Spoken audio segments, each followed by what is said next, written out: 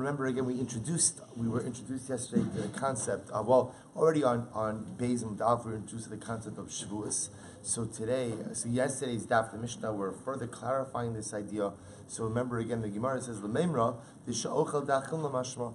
Is that to say that the lashon of sha'ochel, when a person says shvuah sha'ochel, a shvuah that I will eat, or I should say shvuah sha'ochel means a shvuah that I will eat. Is that true? So the Gemara says, Ramini, will ask a kasha, shvuah lo ochal lecha, shvuah sha'ochel lecha, lo shvuah sha'lo ochal lecha, aser. The Bryce explains that all of these lashonos, all of these expressions, are expressions ultimately again that I will not eat. So a shvuah that I will not eat for you, a shvuah that I will eat for sha'ochal lecha, eat for you, lo shvuah shelo ochal lecha, not a shvuah that I won't eat for you. All of these are expressions of isser, which I will say, interestingly enough, seems to indicate to us that a shvuah sha'ochal lecha, a shvuah that I will eat for you, is a lashon, is an expression that I will not eat. So we're going to clarify that in just a moment. But for our purposes, it contradicts the Mishnah. The Mishnah seems to indicate that a shvuah sha'ochal, a shvuah that I will eat, is a positive shvuah that I will do something. The Bryce indicates to us that a shvuah sha'ochal seems to be a shvuah that I will not eat. So which one is it? Amar Abaye says the olam da'achil namashma. Abaye says that in reality, shvuah sha'ochal lecha, shvuah that I will eat, means that I will eat. It is a shvuah to do something positive. What about the Brayso? Lo kashya, kan be misarvin bo lechol, kan be she'in misarvin bo lechol. Top of chaf amadal for both sides. So interestingly enough, like most things in life, what you say can be interpreted by or through the context in which it is stated. So I'll say ultimately again, one is talking about a case where his friends are pressuring him to eat. One is talking about a case where his friends aren't pressuring him to eat. Tap of Chaf Medalif, Masnisin Bishin Misarim Bolechol. The Mishnah is talking about a case ultimately again where no one is pressuring him to eat. Therefore, again, when he says Shvuah Sha'ochal lecha, that Shvuah means that literally I will eat something.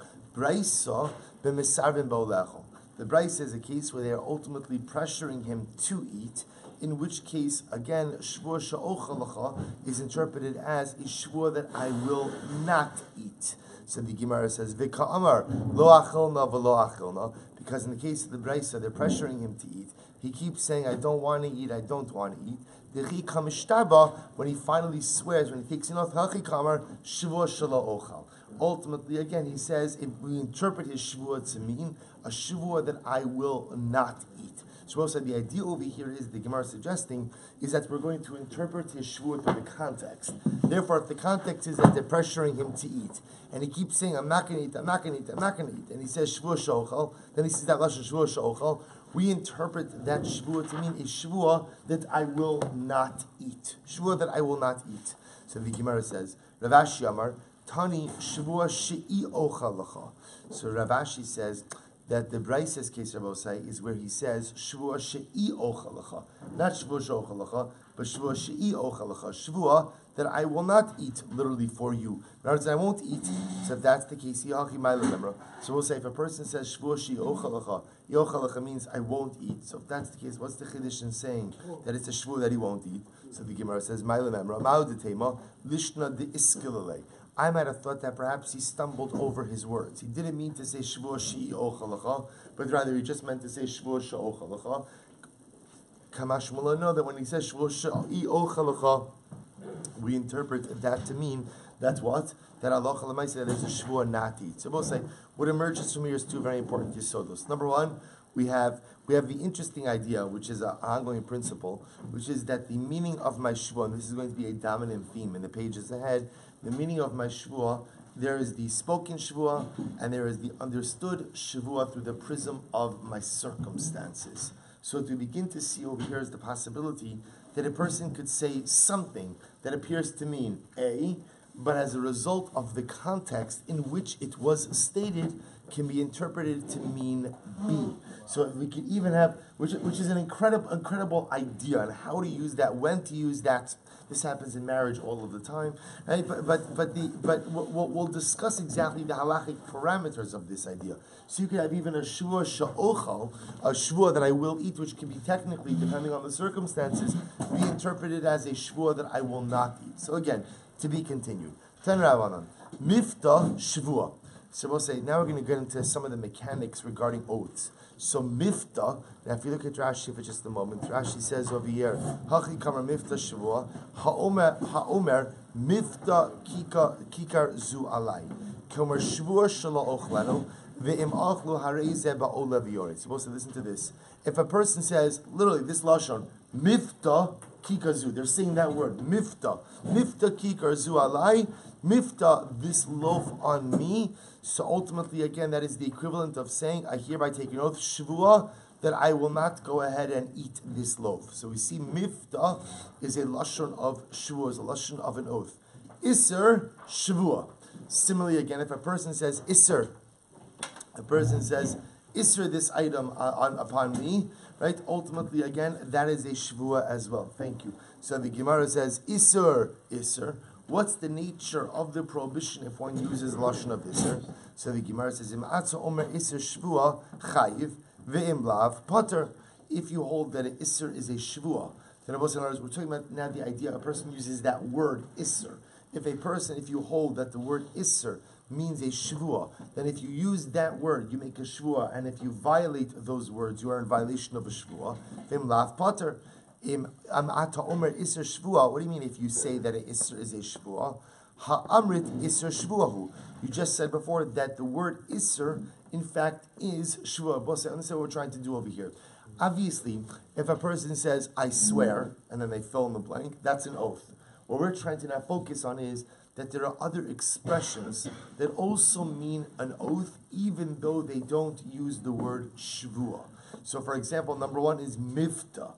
A person says, Mifta kikar zu alai, Mifta, this loaf upon me, that's lashon of shua. That's an oath. We'll discuss where we get that from. Now the Gemara is dealing with Isser. Sounds like over here what we're saying is that if a person says, Isser kikar zu alai, that ultimately, again, that's also an expression of a shua. However, again, the Gemara seems to kind of go back and forth on that a little bit. So the Gemara says, okay, Amar Abaye, Hachi kamar, this is what it means to say. Mifta shvua. If a person uses the expression of mifta is an expression of an oath. Isser mitfas b'shvuah. Both is actually quite interesting. An isser means something that latches onto something which is already prohibited. Look at Rashi for just a moment. Isser mitfis b'shvuah, Rashi says, Isser alai kikar zu. If a person says, Isser upon me, this loaf, harehu kimisha nishpa al hakikar, v'chazar va'amar al kikar acher, harezeh kazeh, shehitfis es hashini berishon. So let's listen to this. The lashon of Isser seems to be a lashon which takes the prohibited status of item A, an already prohibited item, and extends it to item B. So if a person says, ultimately again, Isser alai kikar zu, this loaf is usher to me, this loaf is Isser to me, that's the equivalent of saying this loaf, i.e. loaf B, should be prohibited just as loaf A is prohibited upon. In other words, Rabbi say, for our purposes, what that means is, Isser ultimately means a prohibition which takes an already, let me say it differently. Isser means I take something which is already prohibited, and I now say this non-prohibited item should be like the first prohibited item. So essentially, we're going to see from a halachic mechanics perspective, I'm not creating a new category of prohibition. I'm just simply extending a prohibited status that exists in one area and causing it to devolve upon something else. Okay, so the Gemara says the following: Isser, but what's the nature of that prohibition? Im ata omer mitfis b'shvua kimotzi shvua mipiv dami chayiv. So if you hold that if one goes ahead and if you hold that one could link an item to an already established, to an already prohibited item through a shvua, then ultimately again that second item has the status of something prohibited through an oath. Ve'imla, but if you hold that this is not possible, pater, then ultimately again a person will be pater. So we'll say, well, we now come out with this as follows. It appears that we have a regular case of shvuah, where a person swears, I take an oath. And we're going to see, I will say, that the difference between an oath and a nether in a little bit. But a person says, shvuah kikar zu alai, right? I take a shvuah that this loaf should be prohibited upon me. That's a shvuah. We've now been introduced now to a mifta. Mifta means the same thing as shvuah, as we're going to explain in just a moment. Mifta kikar zu alai means I swear that this loaf should be prohibited upon me. What's Isser? Isser Kikar Zualai means that this loaf should be prohibited upon me the same way that what? That other loaf or that other item. So what I do is I prohibit this loaf by essentially mimicking the prohibited status of something else and causing that other item's prohibited status to devolve upon this item. Again, the mechanics of that we will have to discuss. Now the Gemara goes back and has an etymological discussion. Umimai the mifta shvua. How do you know that mifta means shvua? Meaning, where do you know that from? V'chsiv, because the pasuk says, O nefesh kisishava levate bisvasayim. Because the pasuk says, if a person kisishava will swear levate bisvasayim. Now I will say, now the word levate bisvasayim literally means will articulate with his lips. The Gemara is doing a little bit of a play on words over here and understands what word do you see in here? Mifta. Mifta, if a person will go ahead and swear with a mifta. So there's a lashon of shvua and a lashon of mifta. Isser nami dichsiv kol neder v'chol shvuas isser. But once again, if that's the case, then you can say that isser is also a lashon of shvua. After all, again, the pasuk says kol neder v'chol shvuas isser. So you see that isser is also used in the context of shvua. Ella mimai di isser mitvis b'shvuahu. Rather, says the Gemara, so how do we know that an isser? We will say is something that latch. How do we know the notion of isser means? To latch onto something which is already prohibited and to mimic that state in the non-prohibited item.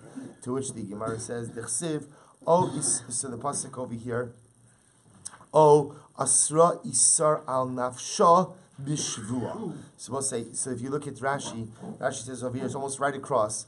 O asra isar b'nafsha b'shvua, mashma sha'asarto v'tafasto b'davar shenishbal of kavar. If we're a literal interpretation, if we're making a literal interpretation of the pasuk, you can ultimately understand it to mean that a person is prohibiting something that which, or a person is linking something. A person is linking the current item to that which was already prohibited. Mifta nami haksiv lo chalasha ivata adam mishvua.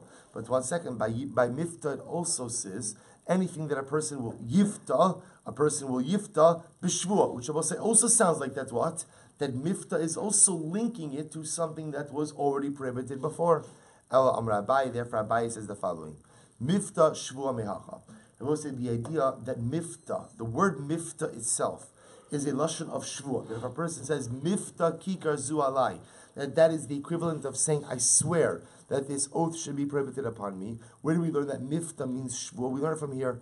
Vim hayosi yelish unidareha aleha o miftasef asa asher asra al nafsha veilu shvua lo kamar. I will say, interestingly enough, in this particular context, so the Torah is speaking about the idea vim hayosi yelish unidareha aleha o miftasef asa asher asra al nafsha. If she's married, so the Torah speaks out the idea that a husband has the ability to annul his wife's vows. Now, amazingly enough, Torah speaks about nidarim, asra al nafsha, or literally again the miftas v'asar that she is prohibited upon herself. But the Torah doesn't make any mention of shivua. B'may asra atzma, that I will say, as we're going to see in just a moment on Amud Beis, the fundamental distinction between a neder and a shivua. I will say is ultimately again that a neder we're going to see is an Isser Gavra versus a Shvuah which is an Isser Chavtza. Actually, just the opposite. We'll see in just a moment. The idea over here is that the pasuk makes no reference ultimately to a Shvuah, makes no reference to a Shvuah, but instead uses the lashon ultimately again of mifta. B'may asra atzma, what did she prohibit herself with? B'mifta. So we'll say in this context where the pasuk is talking about nidarim and shvuos, yet the Torah doesn't use the word shvuah, it only uses the word mifta, and therefore you see from here that what? That mifta ultimately means shvuah. Take a look at Rashi just a moment. O mifta svasa sharasra, v'lo ksib shvuah b'ma asras nafsha b'lashon mifta. Fine. So we'll say, so therefore again, this is all Abaye. So Abaye understands the following. Abaye understands that number one, mifta means shvuah. Mifta, the word mifta is the equivalent ultimately again of making a shvuah. That's number one.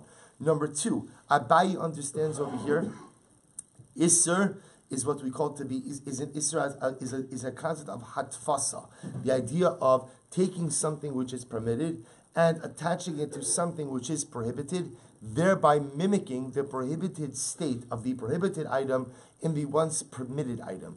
That's Abaye, right? So again, in other words, I overcomplicated that.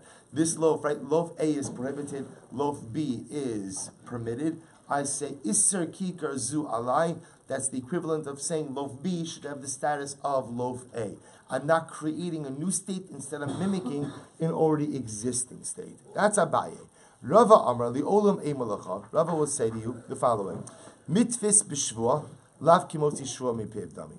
So Rava says, in reality, when you go ahead and you do what's called hatfasa, when you go ahead and you attach a permitted item to a prohibited item, thereby trying to mimic the prohibited state in the once permitted item, that is not the equivalent of articulating a shvua. That's not a shvua. We'll see what it is. This is what it means to say. Mifta shvua. So we'll say if a person uses, so Rava agrees, the lashon of mifta is a lashon of shvua. Isser nami shvua. Isser is also a shvua. We'll say lashon of isser is also shvua. So the Gemara says, isser nami shvua. Asrei di isser. But I will say the power of an isser, meaning the strength of the lashon of isser, hitilu hakasav bein neder l'shvua. The Torah kind of placed it in between a neder and a shvua. And we're going to define, by the way, we often use those terms interchangeably. A neder, which is a vow, versus a shvua, which is an oath. We're going to define them on Amud Beis.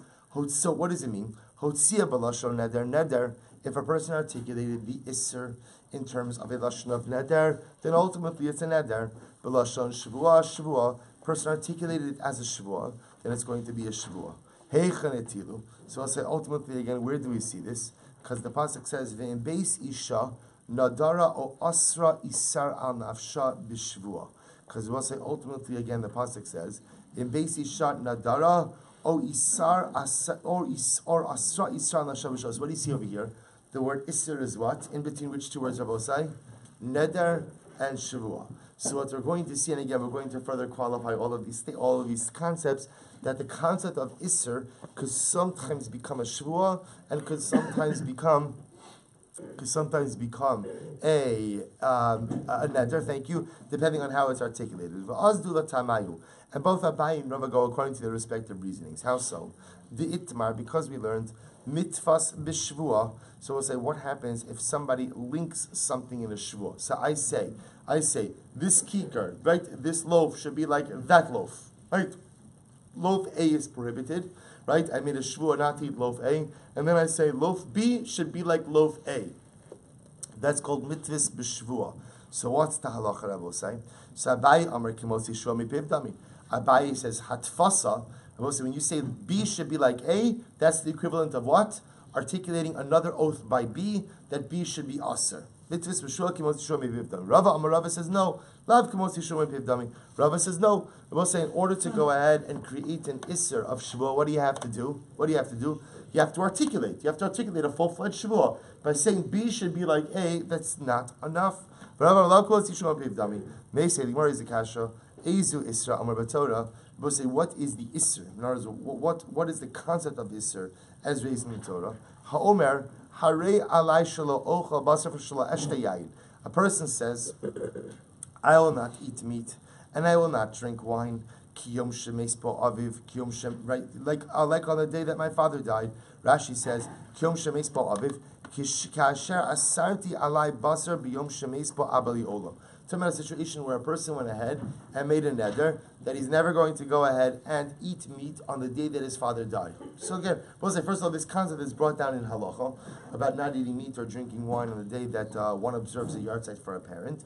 Again, not a halacha; it's brought down as a minhag, so, and not even a fully accepted minhag, but some have the minhag. So a person says, I hereby undertake. So we'll say, what's happening? Let's say his father died on Rosh Chodesh Teves. So what happens?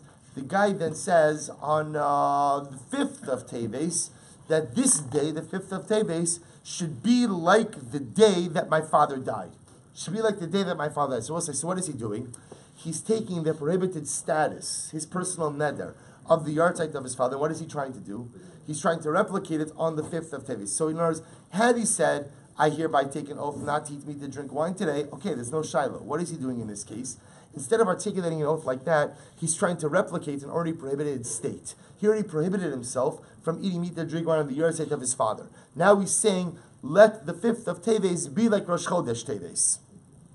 So the Gemara says, Kiyom Shemeis Ploni, or whatever, if it wasn't his father, but he decided to take a neder not to eat meat or drink wine on the yahrzeit of a particular person. And then he tries again on a different day to say, this day should be like that day. Kiyom Shenerag Bo Gedalia Ben Achikam. Rabbi said this is some Gedalia. Kiyom Shera Yushalayim Bechor Bena. Or Nebuch, a person went ahead and saw Yerushalayim in its destroyed state. And on that day, they decided not to eat meat and drink wine. And then once again, he tries to replicate that state by going ahead and what? By replicating it. So we'll say, understand what's happening in these cases.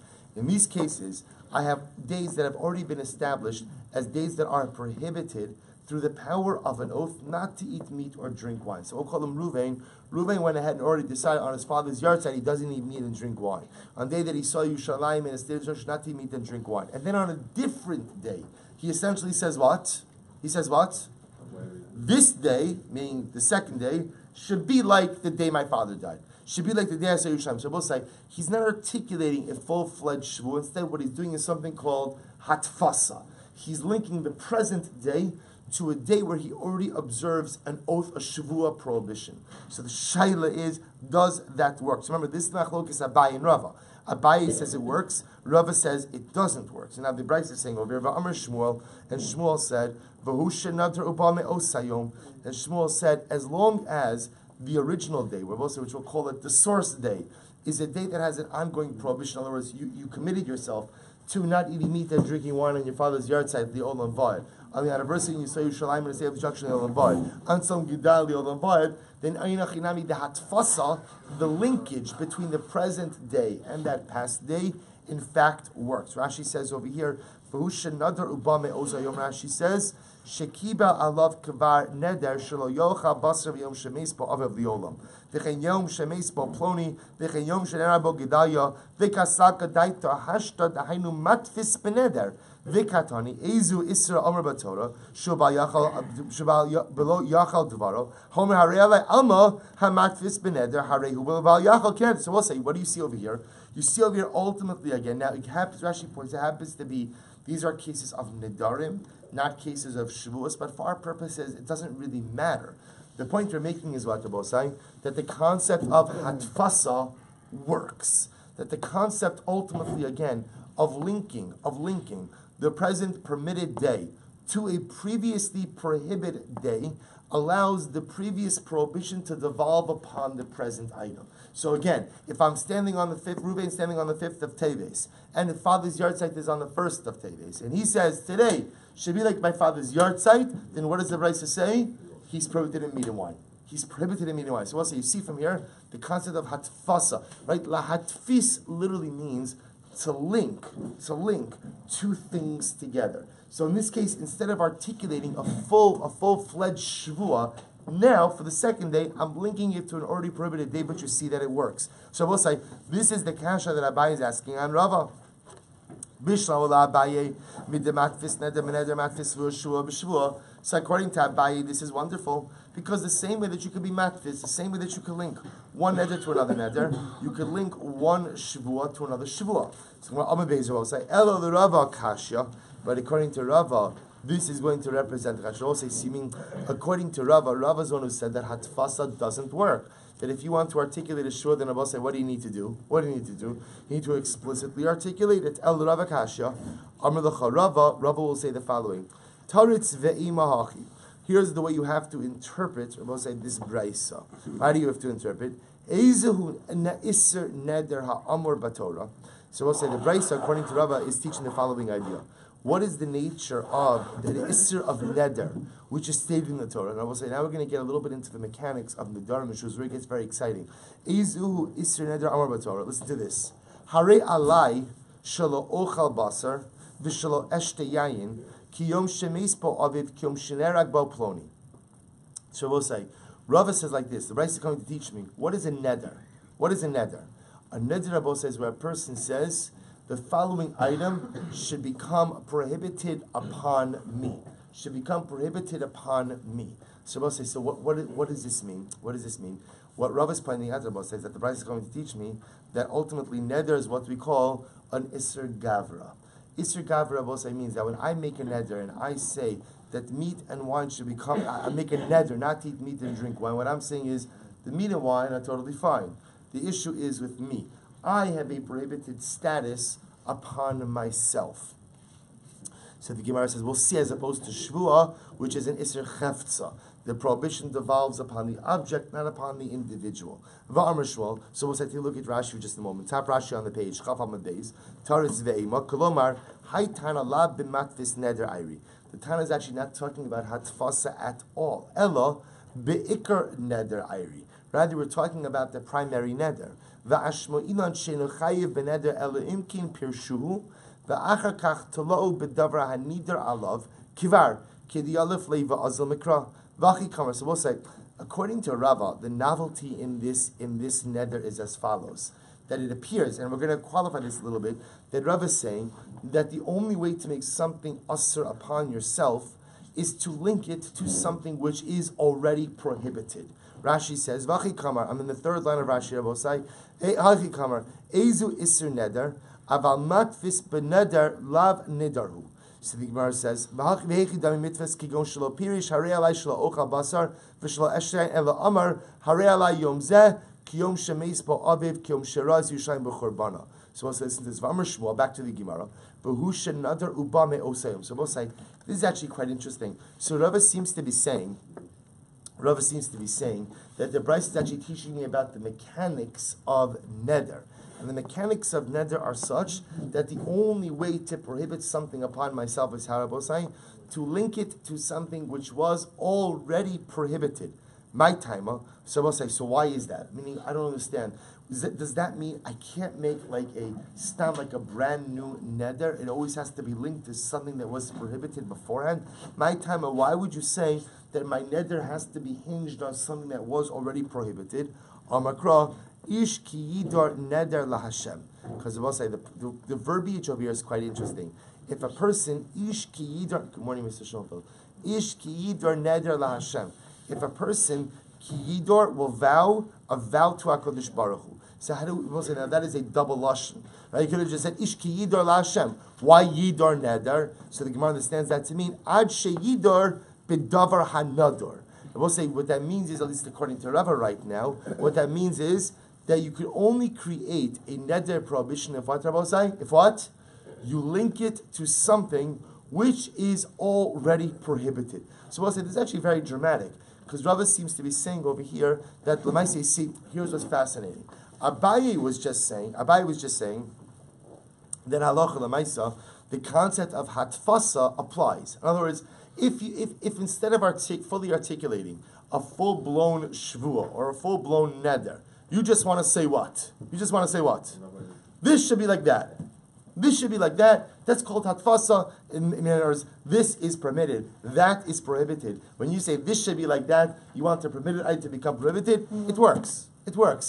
Rava takes this a dramatic step forward, and Rava says that the mechanics of neder are such that an item only becomes prohibited through a neder when Rava say only if you are matfis it, only if you connect it, only if you link it to something which is already prohibited. So I want to go ahead and I want to say I'm not going to eat meat and drink wine. That's fine, you can make a neder, but in order for that neder to work, you have to link it to something, to a day that is already prohibited in meat and wine. So the Gemara says, Kiyom shemeis bo aviv shita. So we'll say, now we're going to go through the cases. So now when we understand that he's linking it to the case like the day when his father died, that's obvious. Rashi says, Pshita, Kevan the time mishum denadar uba hu alav misas aviv mali kanama chimi shumespo aviv migragara. So we'll say, seminars, what's the chiddush over here? If a person goes in and says that today should be like the day my father died, and assuming that he already went ahead and prohibited himself from meat and wine like the day that his father died, so wouldn't it be obvious that what? That lamaisa, again, this day should be asr as well. To which the Gemara says, Kiyom shenerag bo gidai ben achikam mitzrichlei. Now the truth is, we need it ultimately, again, I will say, for the Tzom Gedalia day. Why?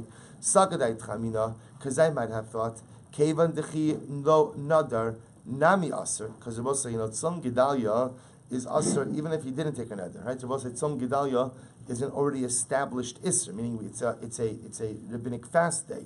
So therefore, we'll say I might have thought like this: Tzom Gedalia is not prohibited through a neder. Ki nadar nami lo havya ale isser v'hai lav mitvis benederhu. We'll say the novelty of the brisa is not when I try to link it to the day that my father died. The novelty of the brisa, will say, is what? Is when I try to link it to Tzom Gedalia. Why? Because when a person links it to the day that his father died, that's obvious that it should work, because again, the day that his father died is a day that is prohibited ultimately through what? Through the koach of a neder. I'm linking one neder to another neder. Tzom Gedalia, however, Rabbi say, is what? Is a day that is not prohibited because of a neder, but rather, again, it's a day that's prohibited ultimately, again, because an already established rabbinic prohibition. I might have thought, therefore, since the isser of the day is not through neder and Tzom Gedalia, but rather it's through an established rabbinic prohibition, that perhaps, again, hatfasa by a neder should not work. In other words, Tzom Gedalia should not be able to generate a prohibition to a secondary neder day, since its original prohibition is not through a neder as well. Kamash Mula, no. Kamash Mula will say that hatfasa by nedarim seems to work even if the source item is not prohibited through a neder. Va'af Rabbi Yochanan sarala lahadi Rava. And even Rabbi Yochanan agrees with this statement of Rava. How so? Amen.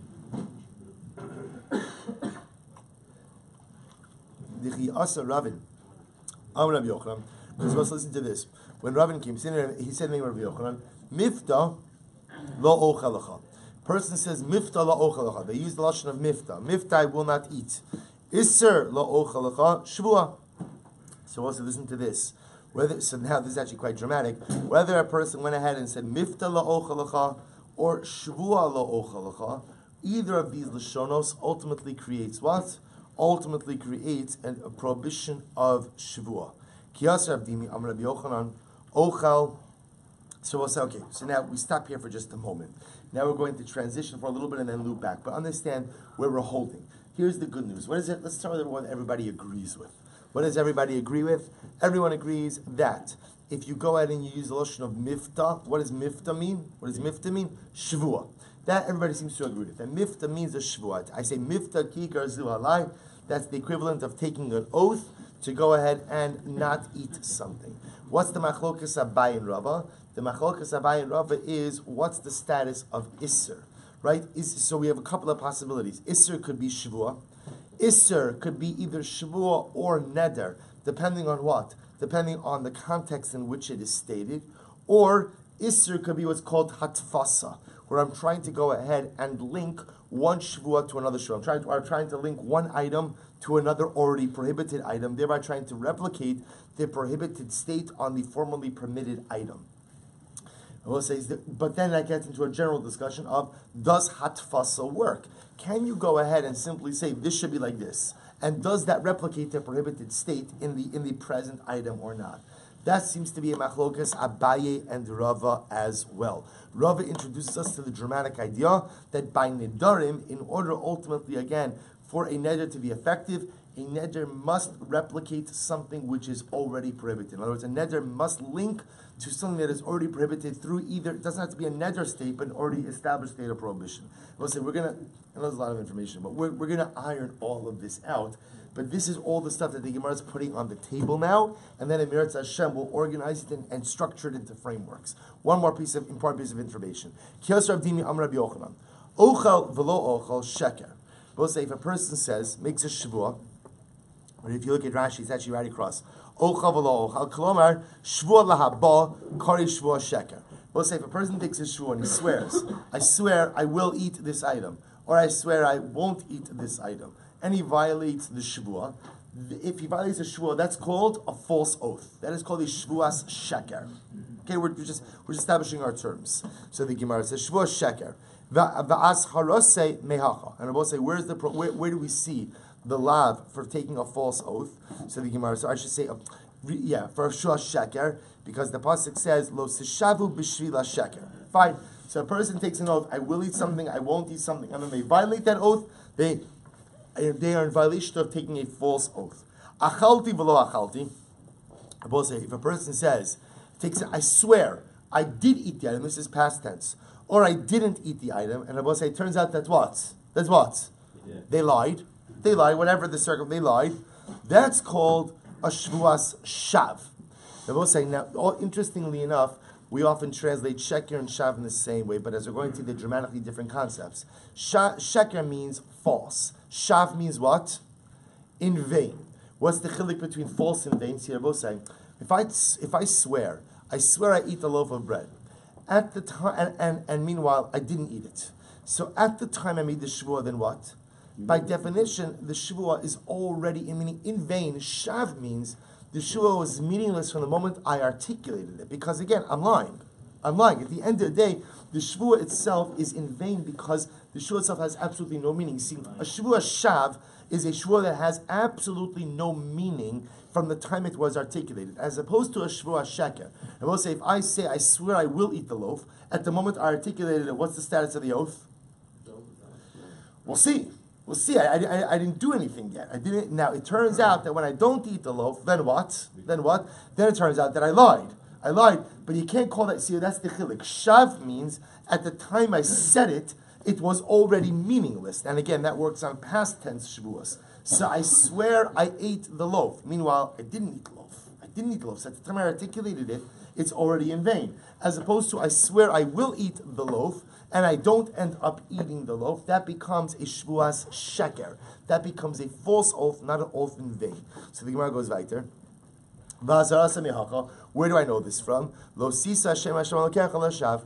Because the pasuk says, "Do not take a Kadosh Baruch Hu's name in vain." Konamos. I will say, what about konamos? Now we're going to see konamos are nidarim.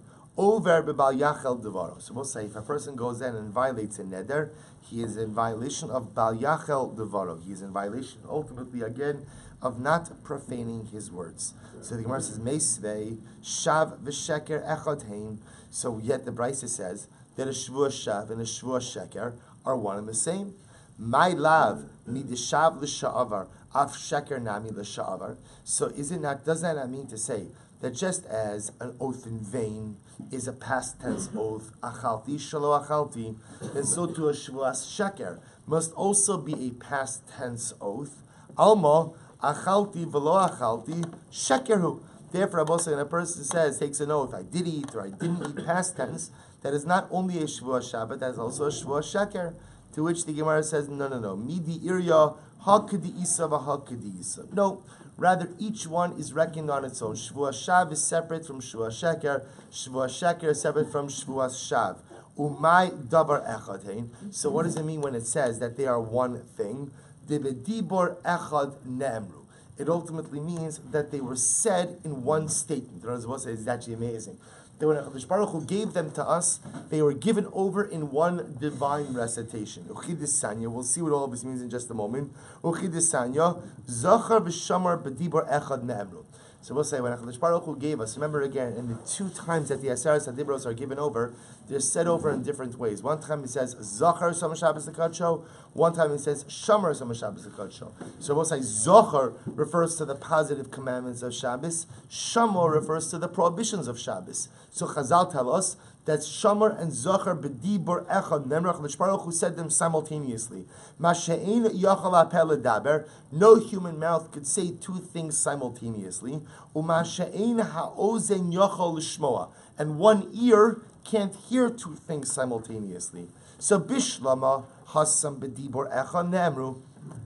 So we'll say, just like, apparently, Zachar and Shamar was said simultaneously, so too again what? So too Shvuah Sheker and Shvuah Shav were said simultaneously as well.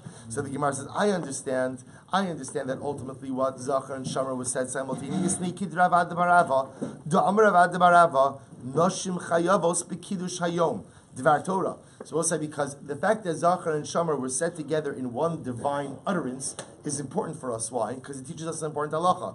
Women are chayavos in Kiddush, which in other words here we'll say that women are chayavos, women are obligated in all of the positive mitzvos of Shabbos. Where do I know that from? Da'amar Kra, Zachar v'Shamar. Because I will say, since there's simultaneity in divine speech, since ultimately Chosh Baruch Hu says Zachar v'Shamar together, what does that teach me? Kol sheyeshno b'shmira, yeshno b'schira. Whoever is obligated in the prohibitions of Shabbos is obligated in the positive commandments of Shabbos. V'hani nashi hol v'yesnu b'shmira, isnu b'nan b'schira. And since women are obligated, I will say, in the prohibitions of Shabbos, they're also obligated in the positive commandments of Shabbos. So that's why Chosh Baruch Hu said Zachar v'Shamar b'dibar echad. Elahacha l'may hilchos sami boile. But I will say, what is there to be gained by the fact that HaKadosh Baruch Hu spoke about Shevuos Sheker and Shevuos Shav in one utterance? And I will say, Mirat Hashem, will see the answer to that.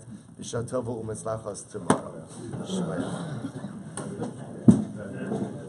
Yeah, I will say, just, there is a Shiva home. There is a Shiva home on 7038.